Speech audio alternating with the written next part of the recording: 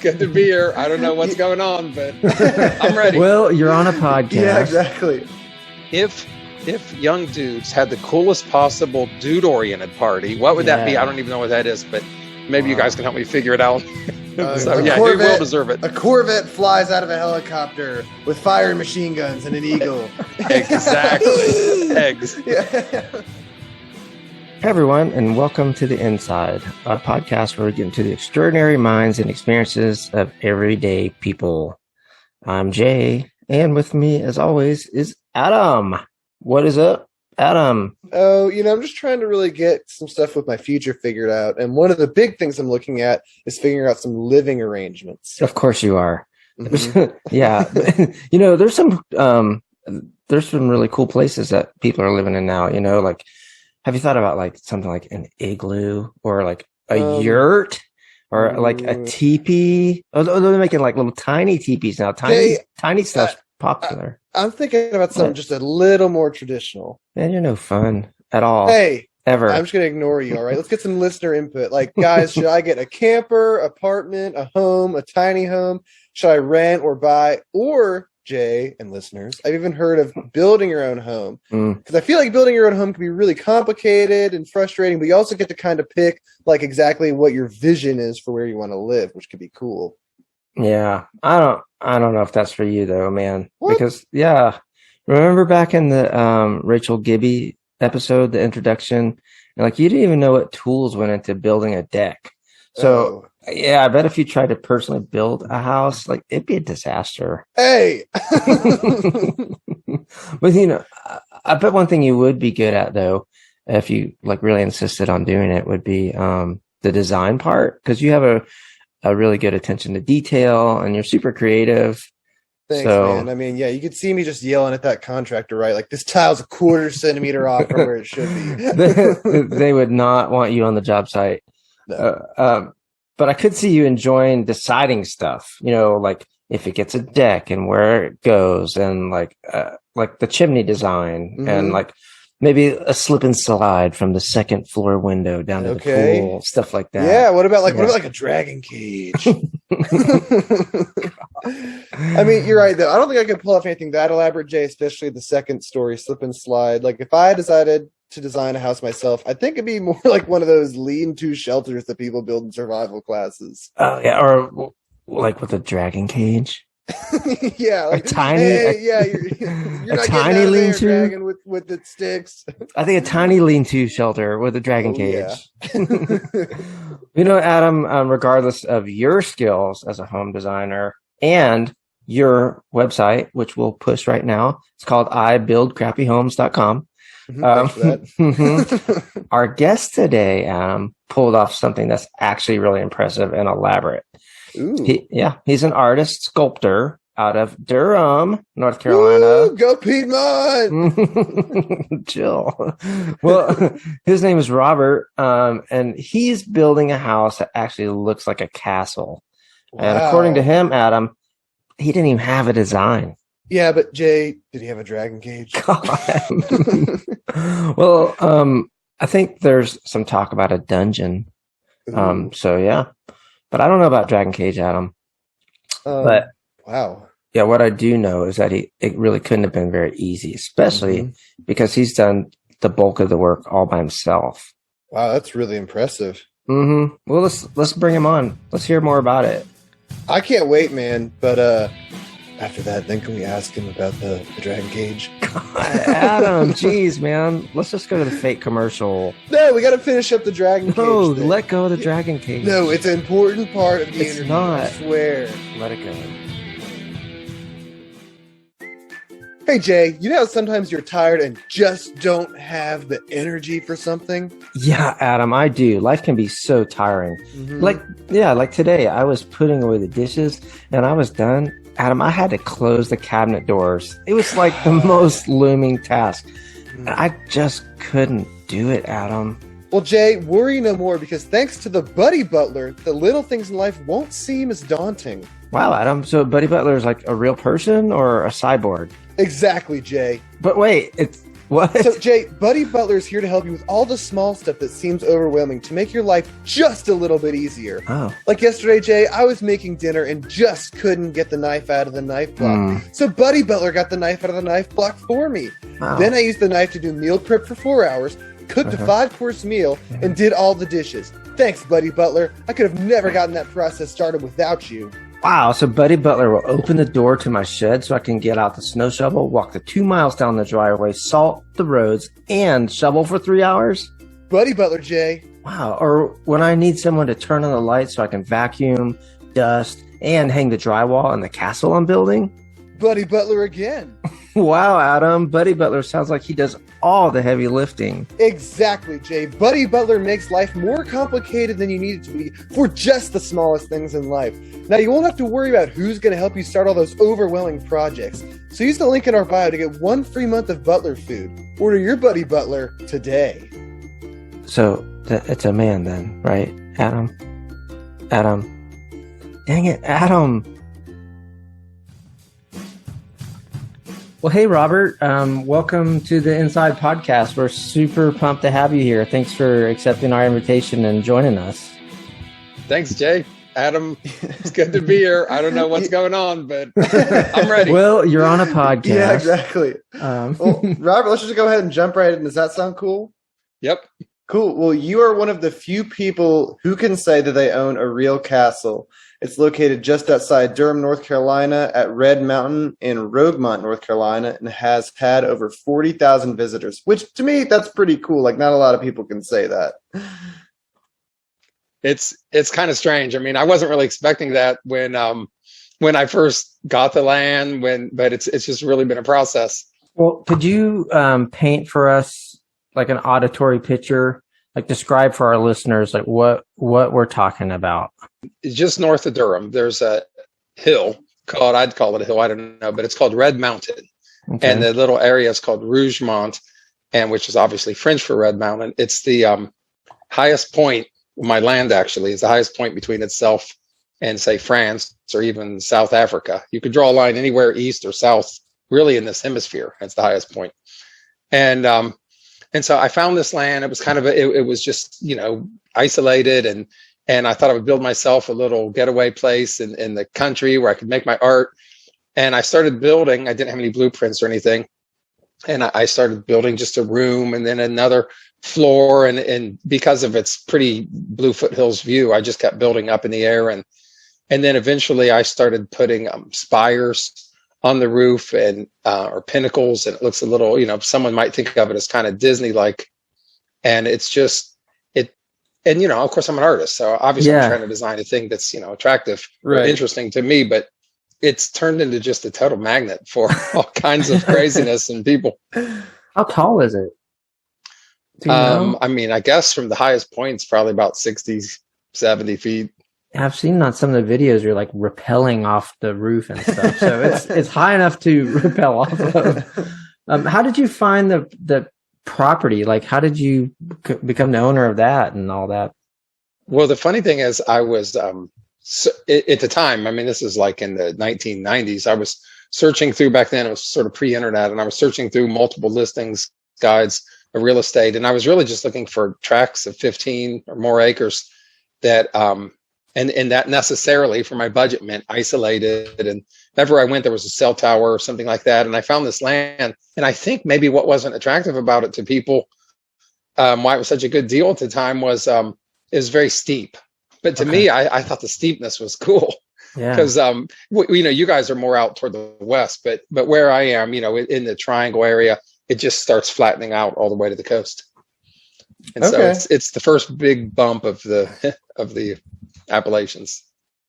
Well, you mentioned that like it started out as this cabin that kind of just evolved into the castle that we know today.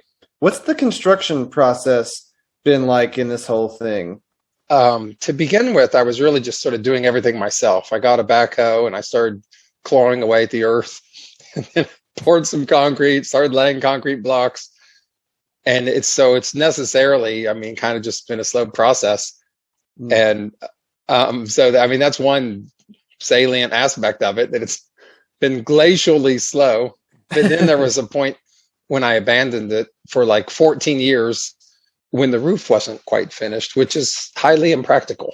Right. So Well, how did you learn how to like lay foundation and like do masonry work? Like Run that a sounds like backhoe. it takes some run a backhoe. That sounds like it takes some engineering and architectural knowledge to pull something that big off. Did you go to school for that kind of stuff, or did you just pick it up growing up, or what? I think it's just a childlike naivete where I think if another man can do it, I can do it. So, Well, and you're known to be a sculptor, right? Like, that's right. I read where you have some, I guess, some maybe gargoyles and things like that out there, and I'd like to hear about that a little bit too. But maybe this was just like, okay, I'm going for something bigger. Yeah, that was pretty much it. I mean, my sculpture work, I kind of just approached it the same way. At the time, when I began when I was like 21, which was decades ago, and I wasn't sophisticated enough to know where to go for training. I mean, I would tell someone maybe go apprentice in Pietrasanta or something now, or at least go to Google if you're trying to learn how to do something, Right. or go to YouTube. I just got big boulders and started hammering on them, kind of the old school caveman way. I mean, I'm pretty impressed by that. I'm surprised like the state was just cool with you like laying. Did you have to run it by like the state or anything to build it, or you just? Oh yeah, no, I got building permits and that kind of thing, and then Okay. and you don't need a general contractor's license to build your own house. So I just got a big copy of the code book, and if I wanted to know how big of a head or board to put over a window, I'd look in the book and find the formulas and the charts. Wow. Kind of did it like that. And so, like you said, it sat unfinished for a long time, and we've watched some videos and things about it, and it was interesting because you said that you had lost artistic inspiration, but it wasn't something like you could just put away in a closet like some other smaller piece of art or something like that. I mean, if it was a really big closet,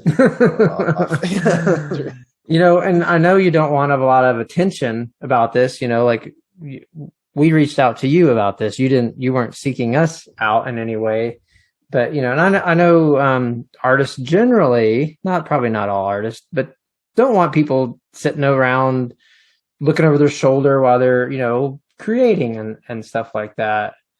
However, this piece is so big, like we said, it's like impossible to avoid. So like for better, for worse, like your castle gets a lot of visitors, like families and ghost hunters. We saw some people like made some music videos and stuff there. So what I'm getting to is like, was this open to the public all the time, or did people just like show up and maybe you knew it or maybe you didn't? Well, for about 20 years, a couple carloads of people have showed up every day. Mm-hmm. So there's kind of no stopping it in a way. I mean, at some point I just realized this isn't my personal game of solitaire. This is, it's more like a phenomenon. And I partly just stand back in awe. Like, you know, your child's gone off to whatever, the Olympics or jail or somewhere, and you're just watching like, wow, how did this happen? And that's sort of what's happened. And, you know, it makes me wonder, you know, philosophically, you know, what even draws people. And then, of course, I see it up close because I'll be swinging on my mountain climbing ropes on the roof and people show up and I think, oh, it looks good in a picture or from yonder mountainside. But when they walk down here, they're going to see a bunch of rotten boards, a total landfill mess. They're going to be like, oh, yeah, I see. But people don't do that. I mean, that's the amazing thing, that they're drawn in by what to me is very clearly, I mean, I see it equally as, you know, the glass half empty, the glass half full. I can see it. It's like just a total horrible wreck. It's a wonder and maybe a shame no one ever burned it down. Don't mean to give anyone any ideas, but I did wonder during the time it was abandoned if, you know, one day it would just disappear. But, you know, so it's easy for me to see it, you know, from the negative standpoint, but then, but from the positive side, I mean, something really is kind of like happening there. It's kind of beautiful. I'll be, you know, swinging from my mountain climbing ropes and I'll see, you know, a car will pull and it's very quiet there. So I can hear cars when they're half a mile away. And I know if it's someone who's not been there before, they're slowly creeping up the mountainside. and if it's people who are there regularly, then I hear them flying up the mountainside. and so they'll be creeping up, and then I look out and I'll see, like, say, a lot of times people bring children, or sometimes, a couple will get out of their vehicle and they'll walk, 30, 40 feet onto the property, and they'll stand there and they'll just like be staring, and then they'll embrace each other. And I think I helped create this moment for people. And, it's really kind of amazing.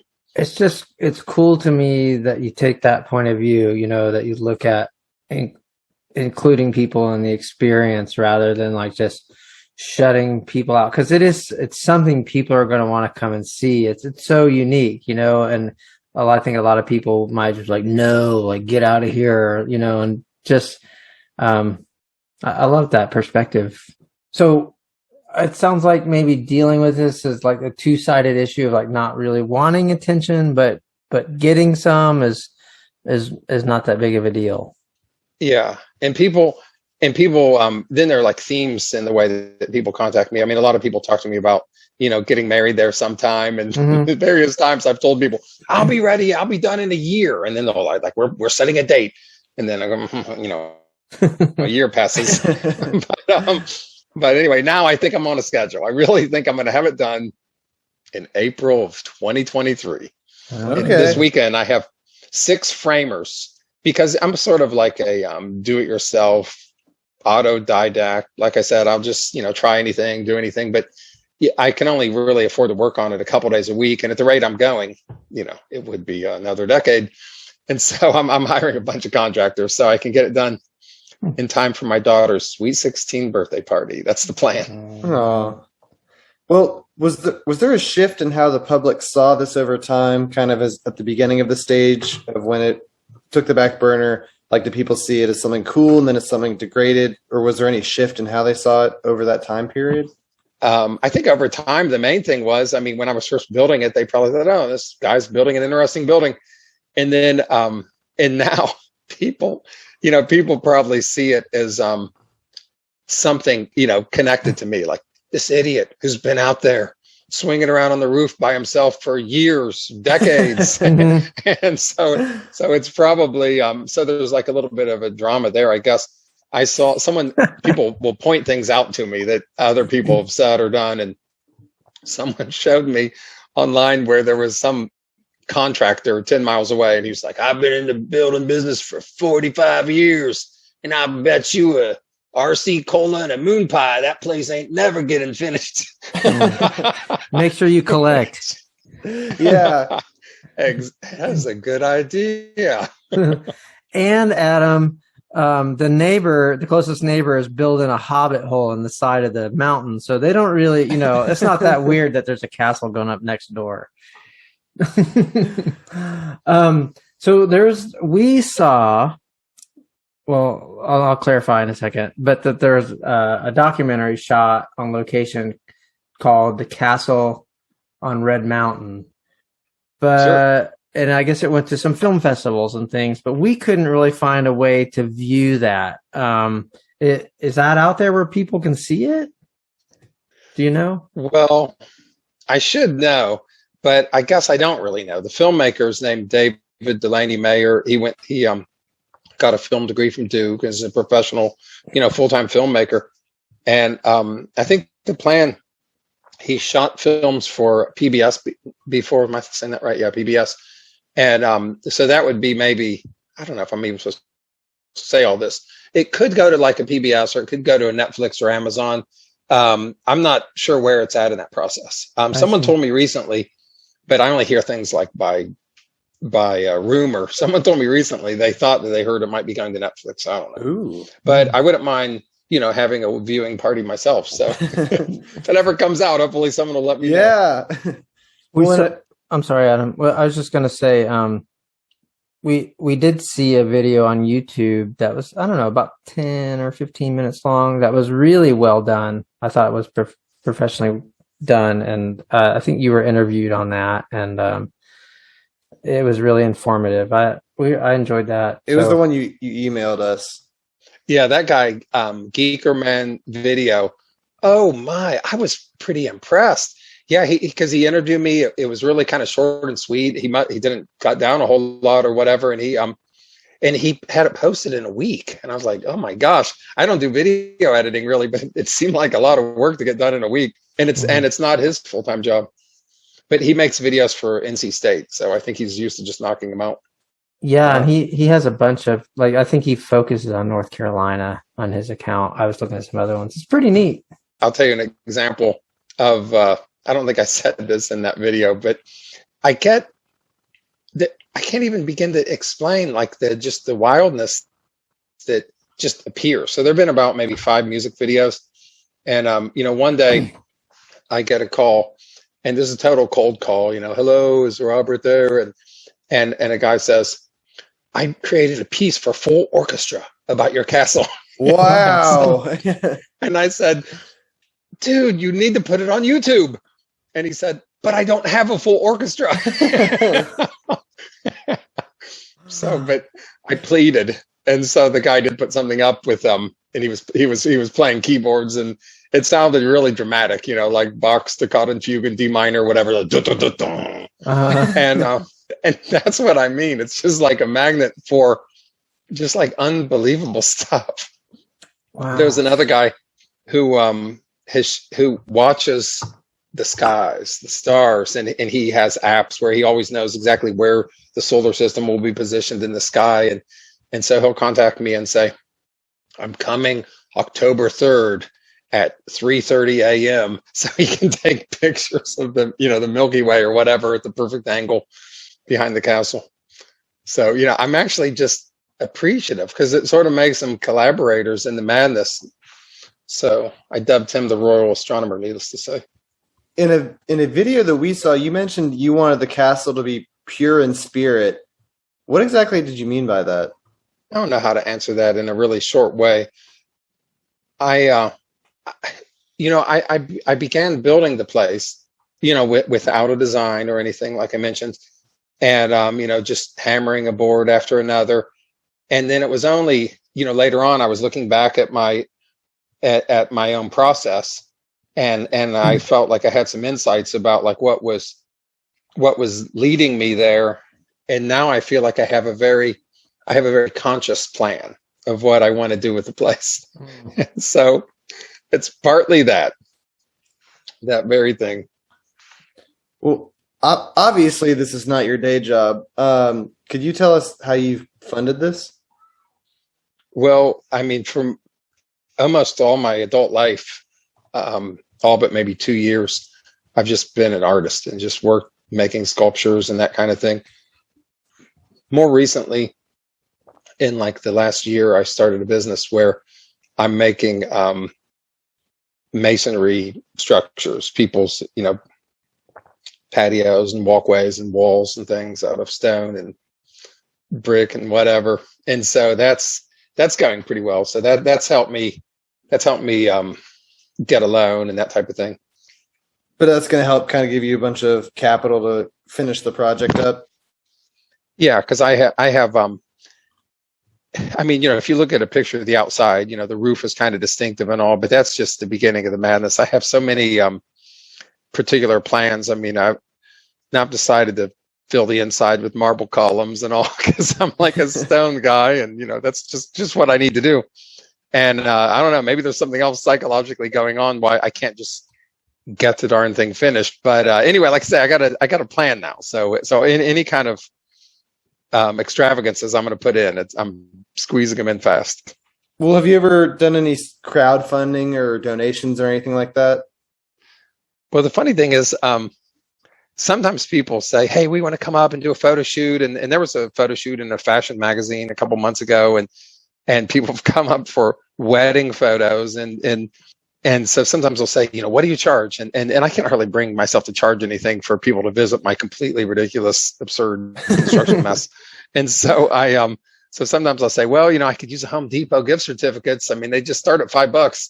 And so I have a collection of Home Depot gift certificates people have given me. And once upon a time, people often say you should do whatever they are, Kickstarter, Indiegogo. And so once upon a time, I don't know when, 7 years ago, maybe I tried to do one, and with one of those companies, I don't remember which is which. One of them, if you don't raise the full amount you're asking for, you don't get a penny. And another one, you get whatever you raise, but they're not as likely to be able to raise as much. And so it seems like it went up pretty decently, but it didn't go all the way. So it didn't quite work out. And people are always saying, I could do it again. They'll help me do it. But I think now that I have a different conception of the place, that partially, in part, I'll be commercializing it, for things like venue or lodging. Mm-hmm. And so I don't feel like going hand in hand so much anymore. Mm-hmm. And then people can't be like, I gave you $50, man. I'm going to stay. Yeah. Exactly. For a week. Yeah. Exactly. I'm not leaving. Well, I was the catalyst. I made it happen. Yeah, exactly. So as we're speaking, progress is being made on your original vision for the castle. And you've been known to say that, or at least in a video, that you were inspired by your ancestors and kind of Eastern Europe and the structures that they lived in, which I thought was pretty cool. So what was your original vision when you were thinking about that and you decided to switch from cabin to Eastern European castle as far as, architecture and design go and stuff? Well, I mean, I think early on I was just thinking of, I'm an artist and I like decorative, pretty things. And I would think I was just thinking of, making a somewhat ornamented building, but it wasn't very well thought out or anything. I mean, I liked Gaudi's work in Barcelona. And so I had a little bit of that in mind consciously. And then a funny thing happened when I abandoned the place. I started researching my ancestors on my dad's side of the family, because he died when I was like 21, and then I moved away from that part of the country, and I just didn't know so much about my ancestors there. And so I paid people to go research in state archives in Eastern Europe, and I found these exact villages where my family came from, and then I learned all this stuff about them. This is all during the time when it was abandoned, and then I was discovering the architecture. They're like a really modest kind of culture where there's not like a lot of wealth. But their churches have these, beautiful onion domes and that kind of thing. And it's all wood construction. I mean, I guess like my domes. And then that's when I started, I started thinking, and I already built all my pinnacles and spires and everything by then. And that's when, it kind of like hit me like a sort of eureka moment that it seemed like my castle really looked a lot like theirs. And so then at some point, I learned this thing, which just sounded like fanciful language, like an interesting thing to say. But I learned that Carl Jung hypothesized about ancestral memories. And so that the things that take place in your ancestors' lives could get implanted in the memories of their descendants.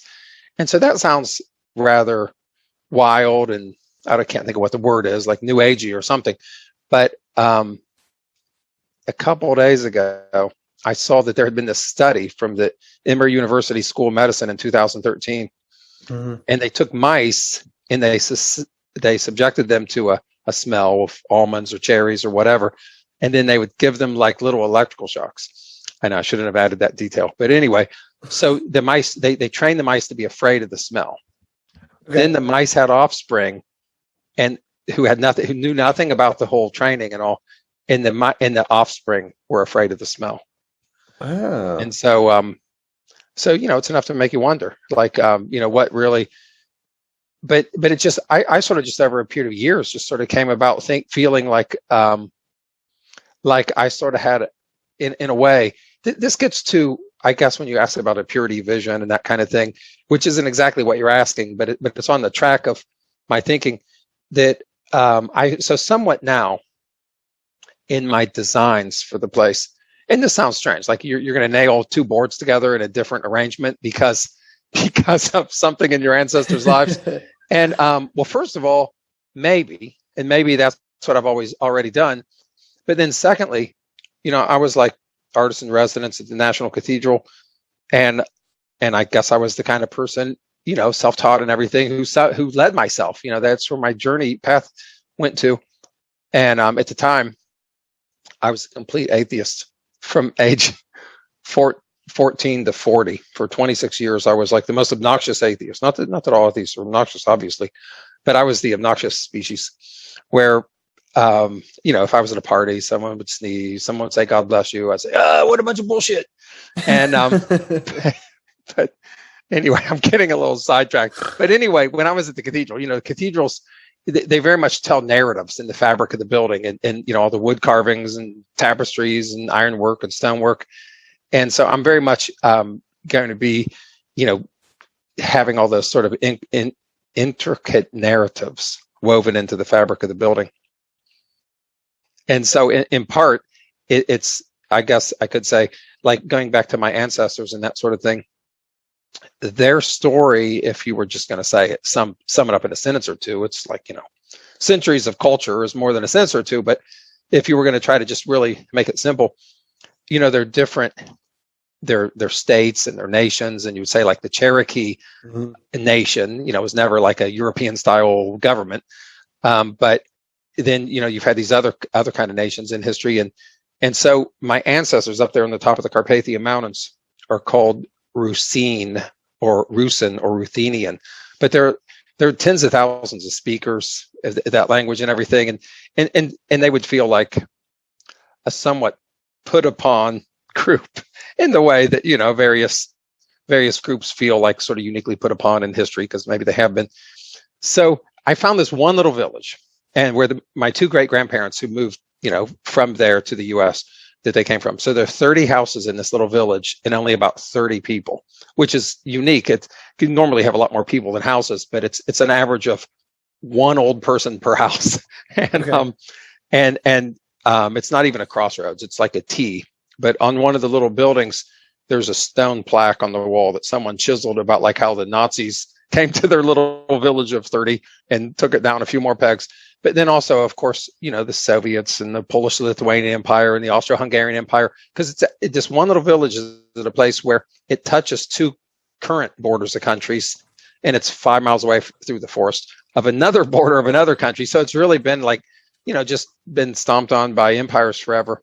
Right. And so part of my vision, like just these narratives and things that I'm telling in the castle, and it won't just be about, that particular cultural background, it's sort of like these ancestors of mine, if they had been a wealthier society and their crafts and art weren't just in, embroidery and that kind of thing, if they had built some great castle or cathedral or whatever, what would that have been? And that's sort of turned into what my part of what my artistic vision is. That's so cool. Because you're right. I mean, a lot of those cathedrals, like the more the more you're going to enjoy that, right? Because there's so much going on in there, symbolism and stuff that kind of to the average observer, we don't know what most of that is.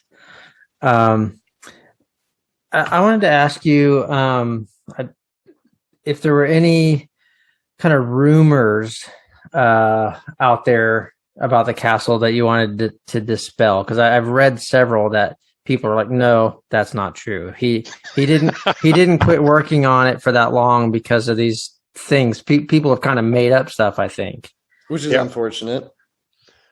Maybe, I don't know, but it's part of the phenomenon of the thing. There are folk tales and legends. There was the legend about his dead wife, and I don't even have a dead wife. But I did. I mean, it was kind of like a nice story in a way. It sounds romantic. I don't know if she fell off the parapet or whatever, but it's just one of those things where I sit back and it's like, wow. And so it's probably good that it hasn't gone too far. The legends that appear, they haven't devoured me yet. Okay. Yeah, there really is this kind of modern folklore going around about it. It's so unique, man. And it's so cool that you recognize that you're right in the middle of it. Robert, as we finish up here, why have you started this revitalization effort on your castle? Well, really, I think it has a lot to do with my children. So I have two children. Mm-hmm. They're 12 and 14. And somewhere along the way in their childhood, I started realizing I really need to get up there, finish my castle for the poor children. And And then, because I guess before I had children, I didn't have my first child until I was like 40. So I just lived the life of an artist, and the life of an artist is one of extreme self-indulgence, where today I shall write a poem about the pub, and then the people who are like, what an idiot, you naturally you avoid those sorts of people, and the people who are like, tell me more about this poet, this pub vision. And I'm like, well, and so it's like self-feeding, and it's what's my, I don't know, I lost track of what I was saying. Sorry, why are you doing the revitalization effort? That's what we're going with that. I guess I became, being a parent made me a very different kind of a person, and it made me aware of the existence of other human beings, because previously I just wasn't really. I mean, I thought that there was me and there was the world that responded however they responded, good or bad or whatever it was, but it was really just sort of me and my consciousness. And anyway, I think it's children. I think it's my children that set me back to it. So did you mention that your daughter's 14? Are you trying to get it done for her? Is like her venue for her Sweet 16 party? Yeah. And I found a white wrought iron Cinderella carriage, and it will be drawn by horses. And so I plan on that's going to be my last purchase right as I finish the place. In fact, even if it's 99% finished, I'm going to have the Cinderella carriage for her party. And the funny thing is, it's not even like totally her thing. She's not like some little diva like, I demand the Cinderella carriage. It's not even that. Right. It's not even that at all. But it's really it's I guess I mean, it's sad to say, but maybe it's more my thing than hers. But I think she'll appreciate it. Okay, good. Oh, and maybe even if it's not in the moment, she can look back and like, my dad got me a white Cinderella carriage for my birthday and a castle. Yeah. I mean, even if it's not your thing, I mean, it's pretty cool. Like, how many kids are going to reflect on that? That's pretty awesome. Exactly.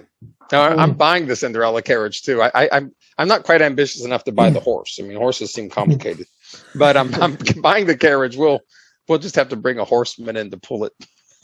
And I mean, not to open any, other doors here, but it sounds like you got another kid like a couple years behind. So, I mean, I don't know how you're going to top that castle and carriage thing. So. Well, he's a boy, so we'll just have to come up with, there's Sweet 16 parties for girls, and some Hispanic girls have quinceañeras, and the guys don't have anything because guys are just expected to be, dispensable and sent off to war or whatever. And I plan on having one for him. It may be his Suave 16. I haven't really quite worked this out, but somehow it's gonna be, if young dudes had the coolest possible dude-oriented party, what would that be? I don't even know what that is, but maybe you guys can help me figure it out. So he will deserve it. A Corvette flies out of a helicopter with fire and machine guns and an eagle. Exactly. Exactly. Yeah, there should be some explosions. Yeah. I think this is the right attitude.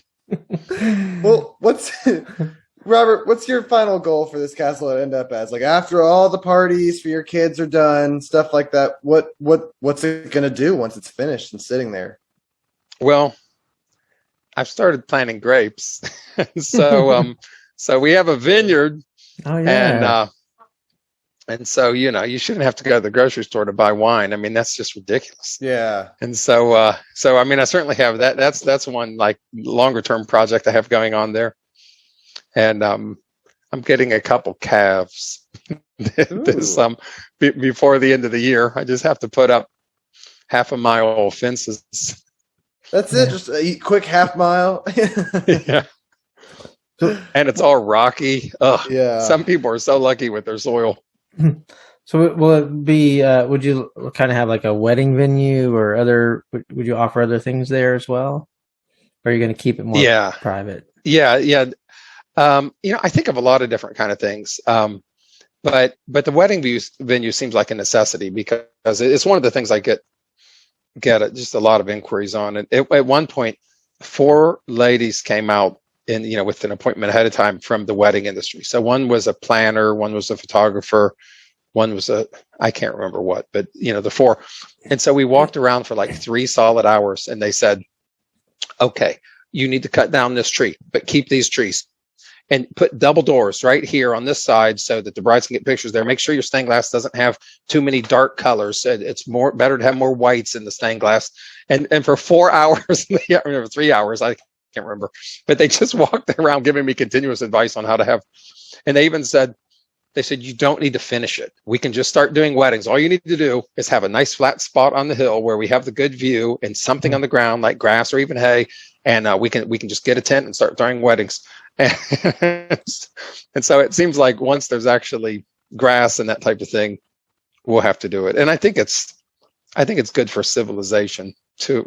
I think marriages are good for civilization and humanity. So I feel like, there are various kind of, it sounds kind of megalomaniacal or just weird, but I feel like I can actually promote some goodness in the world. Oh, yeah, man, that's sweet. Good way to end it. And those places are making a killing. Oh, have you seen what some of those venues charge, man? It's ridiculous. There's a place called Castle McCullough, which is Jamestown, North Carolina, near High Point. Mm-hmm. And so this guy came out to visit me like 17 years ago. He just showed up one day. Oh, I know. There had been an article in Our State magazine about like 7 castles in North Carolina or whatever. And so I think he was coming out to scout out the competition because he does weddings and that kind of thing. And he showed up and he saw me there, hammering on my boards. And the feeling I had was that he was sort of scouting out the competition or whatever. But then he came by in like something like June of 2020, something like that. And it was right. COVID had just begun.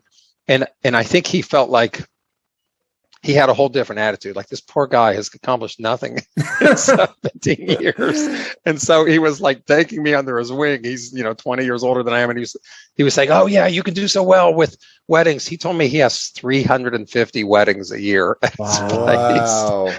That's what I said. Like one a day. Oh my gosh. Yeah. Well, he can have multiple ones at the same time. And he also told me, so he took us to gave us a tour of his place.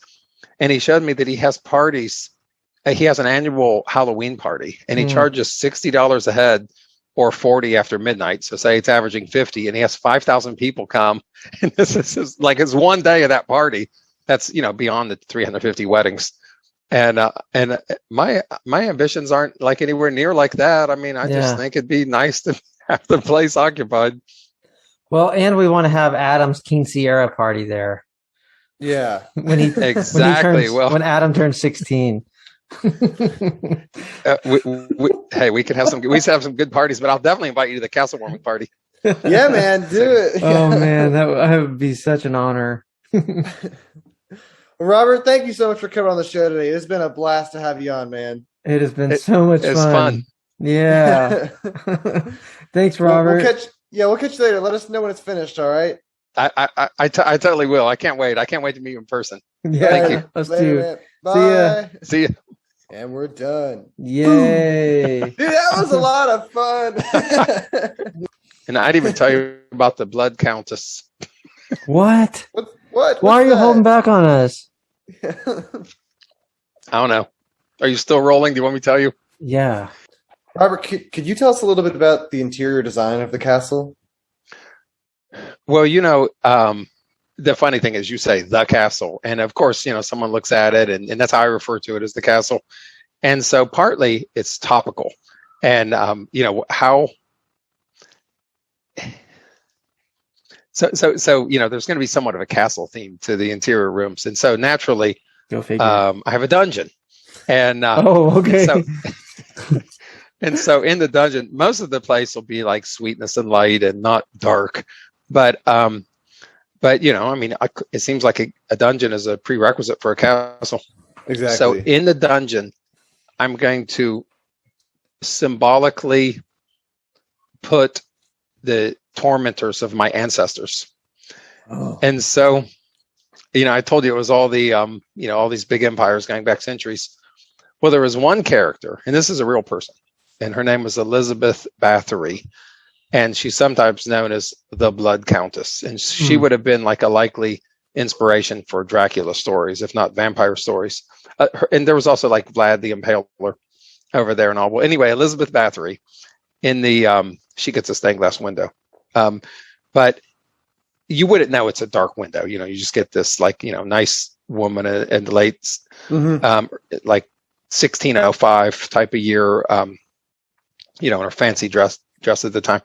But so Elizabeth Bathory was prosecuted. Their court records. They interviewed 300 people for killing hundreds of young women in that area. And so she had like this little coterie of several of her fellow noblewomen who would help her catch these women and all. And they started, or girls, and they started out with kind of like almost a charm school to attract the peasant girls until they started running out of peasant girls and they had to go to like lower noble women girls.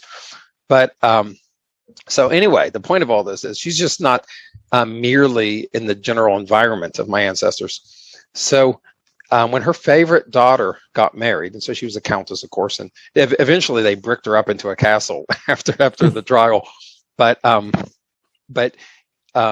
when her favorite daughter got married, the daughter got married to the count who owned that ancestral village of my family members, and so of my ancestors. And so at the wedding, maybe not in the midst of the nuptial, declarations of I do and all, but at, during the wedding weekend, they killed some more peasant girls as she was marrying the count who owned my ancestral village. Yeah. So these are the sort of people they'll be symbolically woven into the motifs and iconography of the dungeon. Of the dungeon. Let's make it clear. Yeah, exactly. It's the last laugh. It's the architectural last laugh. I love the humor. Yeah. It's the sort of interior design considerations I have to make. I love your sense of humor, man. Well, I think we're good, don't you, Adam? Sounds good. Yeah. Next time, we got your email. Next time we're back in Raleigh, we'll let you know. We can come scope it out if you want. We gotta go. Oh yeah. We gotta go. Dude, what a great interview! I know, man. I love talking to him. Yeah, I really like the fact that he just kept at it as the design changed. Like he is so creative and was like, "Oh, this is the next phase of the build. This is what it's gonna look like." Okay, sounds good. Whatever. Like it's gonna become a castle now, and just kind of went with the flow, which Jay is my specialty. Going. Oh, definitely. Yeah, you're the king. Overall, I mean, I was just impressed with both him as like a person and with like the project. And next time I'm home, I really want to go visit it. But Jay, we never got an answer to our question. What? Where's that dragon cage? Oh God. What about you, man? What'd you think? I just think it's pretty cool that he doesn't get all worked up. Like when someone shows up to check out the place, like a lot of people would have it locked down. Locked down. Yeah. With fences and like security cameras and like laser beams and stuff. But I also love how he considered his heritage in the design and like his free flowing approach, like kind of like what you were saying, like where he didn't intend for it to be a castle at first, but then it's like, hey, I think I'm building a castle now. Yeah, we definitely have to go check that place out this summer, man. Yeah, but Jay, you think that wraps it up for today, or I guess wraps it up for the series? Now that I think about it, that's right, Adam. It does wrap it up. Yeah, that's just been fun. It has been, and so that was The Inside. Again, Robert's website is www.robertmihaly.com. Special thanks to our guest, Robert the Castle Guy, and as always, our producer, Dave. Our show is written, recorded, edited, and co-produced by Jay and myself, and our title music, Crossroads, is written by Rock Sound. We'll have a link in the show description for that, and our title music is performed by Keith Richards. Unfortunately, we'll have no more episodes coming soon since it's our series finale, but be on the lookout for some bonus content here soon. For the meantime, though, you can still listen to us wherever you get your podcasts. Follow us on Instagram at The Inside Podcasters or email us at theinsidepodcasters@gmail.com. Here's a final goodbye from the team at the Inside. Thank you all to the fans, the guests, and everyone involved for sticking with us through this crazy adventure. And keep it solid out there. From your host, Jay, and with him as always is... Adam. There we go. Series wrap on the Inside. Finally. I'm tired. Buddy Butler, part 3. Buddy Butler again. Wow, Adam. Buddy Butler sounds like all blah, blah, blah. Gotten that done without him helping me with that. Oh, Jesus. Wow. So putting the key ignition so I can turn on the heat. We gotta restart. No, Buddy Kid is the butler in training. It's like when he first comes out of the box. He does less and less work as he gets older. When Buddy Kid first comes out, yeah, he's just like doing everything. He just like pushes you out of the way. Yeah. And I thought I would build myself a little getaway place in the country where I could make my art. And I started building. I didn't have any blueprints or anything. And then eventually I started putting spires on the roof, and it's turned into just a total magnet for all kinds of craziness and people.